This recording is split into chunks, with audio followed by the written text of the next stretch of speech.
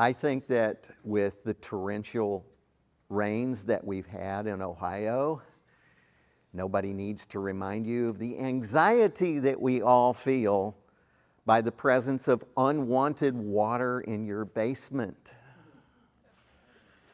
Wow, a lot of anxiety there. Obviously, the things that go on that ruin the structure of your basement and the destruction of the things in it is one thing, but then there's this lingering problem when the water goes away, and that is something we call mold. Yes, the really nasty, scary kind that seem to crop up even after the water is gone.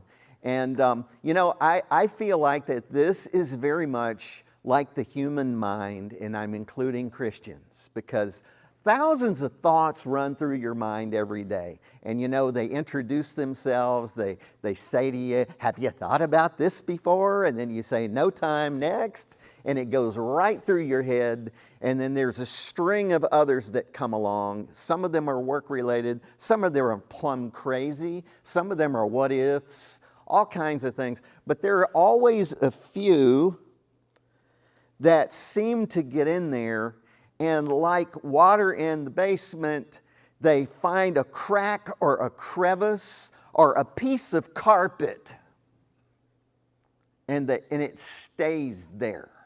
The water stays there and begins to grow mold. It doesn't evaporate. Those words don't evaporate like they should have. I'm including in this things like self-pity. We're going to see a lot about that this morning in Jeremiah. Self-pity, oh, woe is me. Nobody's seen the trouble I have. Nobody knows the trouble I've seen. And these thoughts become like go-to thoughts. Have you ever done this? You take self-pitying thoughts and you store them away for later. And I'm going to revisit that the next time I'm out of it. I'm going to keep that water. I'm just going to let a little dark mold stay right there in the basement. And I will visit this from time to time when I'm feeling out of it. And even as a Christian who is active in the Christian life, this has a habit of undermining your service. It does. If you are a Christian who's quite involved, it will overthrow an entire ministry. Self-pity does this. So what we're going to do this morning is listen in on a little bit of a conversation. Very much like that. This is Jeremiah's conversation with God.